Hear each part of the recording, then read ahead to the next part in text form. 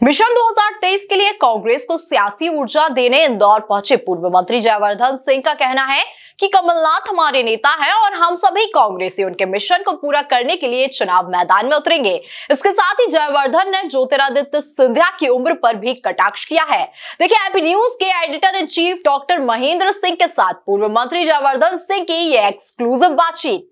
मध्य प्रदेश में मिशन 2023 इसका आगाज हो चला है और कांग्रेस के फायर ब्रांड नेता पूर्व मंत्री जयवर्धन सिंह दौरे पर निकल चले हैं और इंदौर में आज वो घर घर नेताओं के दस्तक दे रहे हैं। फिलहाल हमारे साथ हैं, आइए बातचीत करते हैं किस तरह की तैयारी है कांग्रेस की और क्या बीजेपी के इस बार चारों खाने चित होने वाले हैं। जयवर्धन जी घर घर जा रहे हैं, तमाम बड़े नेताओं से, दावेदारों से आप मुलाकात कर रहे हैं। इंदौर और उज्जैन की जिम्मेदारी कमलनाथ जी ने आपके कंधों पर सौंपी है, क्या रणनीति, क्या तैयारी? इसमें हमारा यही प्रयास रहेगा कि अगले 1.5-2 महीनों में इंदौर उज्जैन की हर एक विधानसभा में कम से कम एक मीटिंग भी रहे और इसके साथ में जो भी वहाँ की जो वास्तविक परिस्थितियाँ हैं, इसके साथ में क्या संगठन की क्या स्थिति है, इसकी पूरी एक बार बैठक रख के हम पूरा जायजा लेंगे क्या स्थिति है, क्या यहाँ पे करना चाहिए है, क्या उसमें आगे रणनीति होनी चाहिए है। और इसमें ये सिर्फ काम आप ये मान के चलो, जिम्मेदारी आप इसको कहो, सिर्फ मई और जून महीने की है जिसमें हमको पूरी रिपोर्ट देनी है।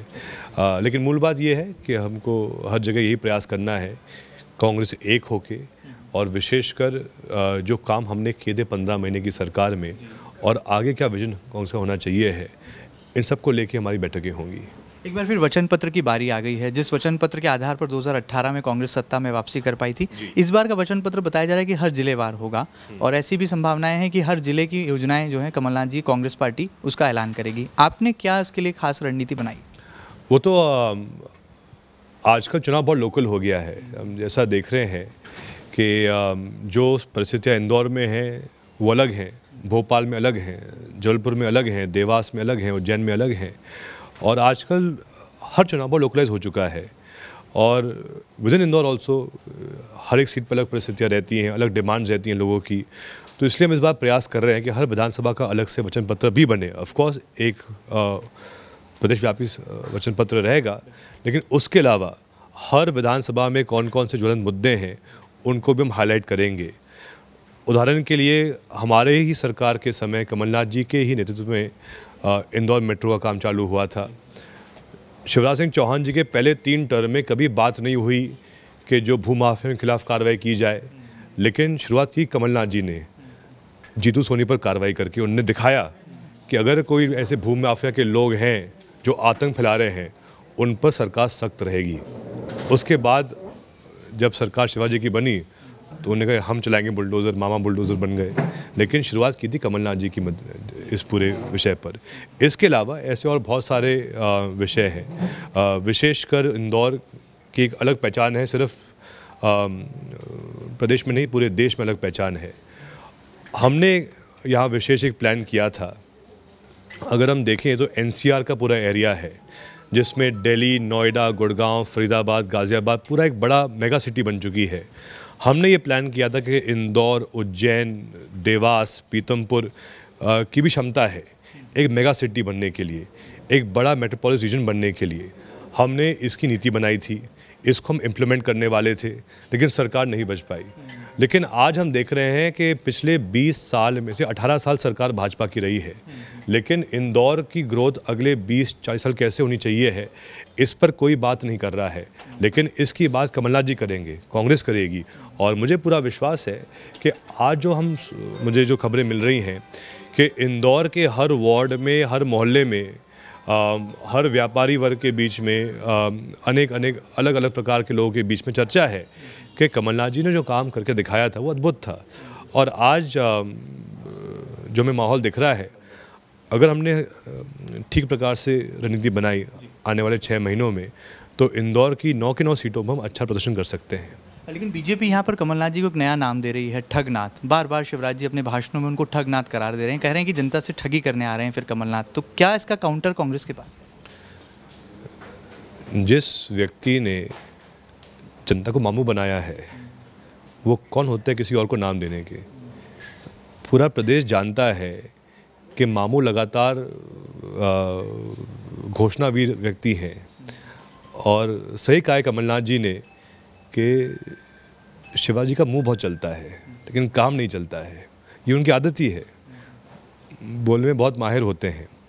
लेकिन अब हो ये गया है मध्य प्रदेश में कि जो भाजपा की जो नेता है वही उनसे परेशान हो गए हैं। चर्चा ये भी है कि ये उनके आखिरी अब 6 महीने रह गए हैं। इसके बाद मोदी जी विचार कर रहे हैं कि इनको भी अब वो पहले ही भेजेंगे शिवाजी को मार्गदर्शक मंडल में। लेकिन बात यही है कि कहीं ना कहीं भाजपा में जब से ये एक बड़ा परिवर्तन हुआ है 3 साल पहले, अलग अलग गुट बन गए हैं। आप कैलाश जी को देखिए, कैलाश जी इतने वरिष्ठ नेता हैं लेकिन ना तो मंत्री बन पाए प्रदेश में ना केंद्र में, कहीं का नहीं छोड़ा उनको भी।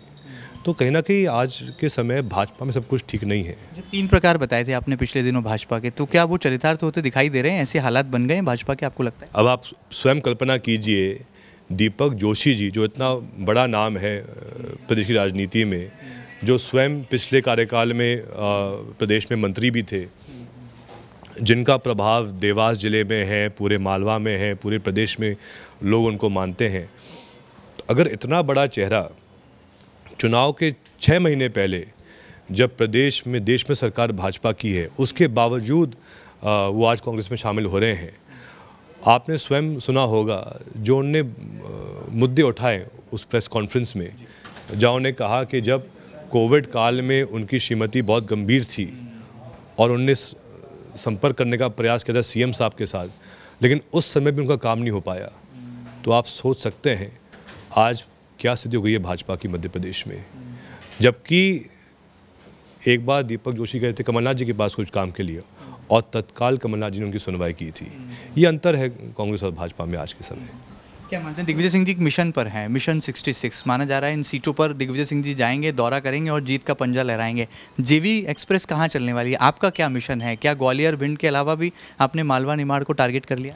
ऐसी बात नहीं है। देखिए, हमारे पास मालवा निमाड़ में अनेक दिग्गज नेता हैं जिनकी स्ट्रॉन्ग बेस भी है, जिनके साथ जनता भी खड़ी हुई है, किसान भी खड़े हुए हैं, युवा भी खड़े हुए हैं। लेकिन हर युवा नेता है और जो वरिष्ठ नेता भी हैं, सबको अलग अलग जिम्मेदारी दी गई हैं और हम सब मिलकर काम करेंगे। आज अगर हम देखें, कांग्रेस बिल्कुल एकजुट है।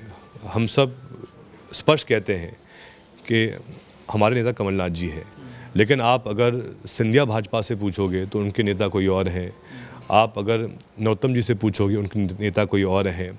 आप कैलाश जी से पूछोगे उनके नेता कोई और हैं। शिवराज जी अलग चल रहे हैं।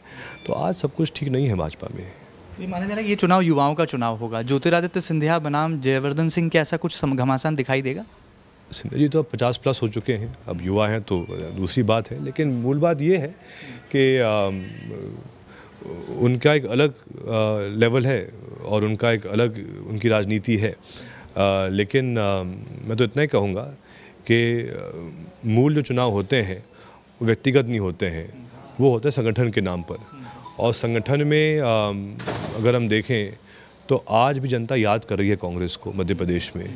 कांग्रेस ने पूरी निष्ठा के साथ, ईमानदारी के साथ 15 महीने में सकारात्मक परिवर्तन आने का प्रयास किया था।